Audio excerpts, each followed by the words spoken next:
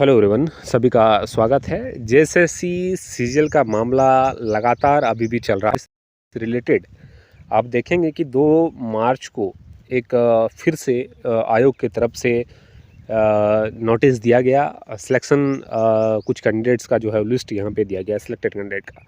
यहाँ पे आप रोल नंबर देख सकते हैं। आप सभी को बधाई कि आपका सिलेक्शन हो गया है। लेकिन एक दूसरा जो है वो पार्ट भी इस वैकेंसी का है, जेएसएससी सीजीएल वैकेंसी का है। इतना बड़ा जो है वो सिस्टम का दुरुपयोग किया गया है और जिस तरह से आरोप लगे थे और उस आरोप का पूर्ण रूपेण खंडन नहीं करने के बावजूद भी रिजल्ट को प्रकाशित करवा देना, ये काफ़ी दुखद है। ये लांछन है उन सभी विद्यार्थियों का जो जुडिशरी पे भरोसा रखते हैं। मैं हमेशा से एक चीज़ आपको कहूँगा कि निर्णय कुछ भी आए, एटलीस्ट उस पर सही ढंग से जांच होनी चाहिए थी। और मान लीजिए अगर आप यहाँ पे देखेंगे कि जेएसएससी सीजीएल पेपर लीक कांड का मास्टरमाइंड अनीस पटना से गिरफ्तार, और ये 14 फरवरी का जो है 14 फरवरी का ये आपको जो है वो मीडिया ने छपा हुआ है। ठीक है, 14 फरवरी तक अभी तक जो है इसका मास्टरमाइंड जो है वो गिरफ्तार नहीं हुआ था। इसके पहले तक 14 फरवरी को इसकी गिरफ्तारी हुई है। तो आप किस जो है वो बेसिस पे इस बात को साबित कर दिए कि पेपर लीक नहीं हुआ है और रिजल्ट प्रकाशित करते हुए छात्रों को ज्वाइनिंग भी आपने दे दिया। ये निश्चित रूप से उस सिस्टम का मजाक है जो इस तरह के आरोप का सही ढंग से खंडन नहीं करने या करने पे विचार करती है। मैं हाईकोर्ट पे सीधा तौर पर लांछन नहीं लगाऊंगा, लेकिन एटलीस्ट उसको समय देना चाहिए था कि पूर्ण रूप से जो है वो जांच होनी चाहिए पहले। यहाँ पे आप देखेंगे तो इसका मास्टरमाइंड ही 14 तारीख को गिरफ्तार हुआ है और इस गिरफ्तारी में अगर मास्टरमाइंड है तो निश्चित रूप से इसके पास और भी क्लू होंगे। और मास्टरमाइंड कहने का मतलब ये है कि जितने भी प्रक्रियाएं हुई या जितने भी कार्य हुए इसके ही संरक्षण में हुए होंगे। तो ये तो भारी मात्रा में इस तरह के एविडेंस दे सकते हैं। मान लीजिए ये एविडेंस के तौर पर सब कुछ दे दिया था, क्या वो एविडेंस जो है वो जनता के बीच आएगी, वैसे अभ्यर्थियों के बीच आएगी जिनका सिलेक्शन नहीं हो पाया और लगातार आवाज़ उठाते रह गए। बहुत ऐसे थे जो जेल चले गए।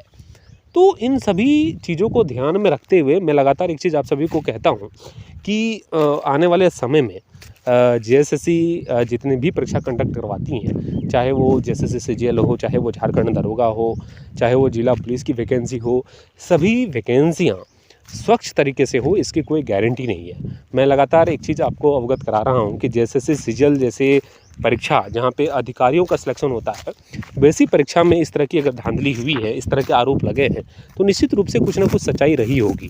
ठीक है, जेएसएससी सीजीएल में अंत में क्या होगा इसकी कोई मैं यहाँ पे बातें नहीं करने वाला हूँ, लेकिन निश्चित रूप से अगर किसी बात पे आरोप लगा है तो उस आरोप का जब तक खंडन नहीं हो जाता है तब तक रिजल्ट प्रकाशित नहीं करनी चाहिए थी। और जिस तरह से यहाँ प्रिंट मीडिया ने छापा है कि 14 फरवरी को गिरफ्तारी हुई है, तो कुछ ना कुछ जो है वो समस्याएं रही होगी।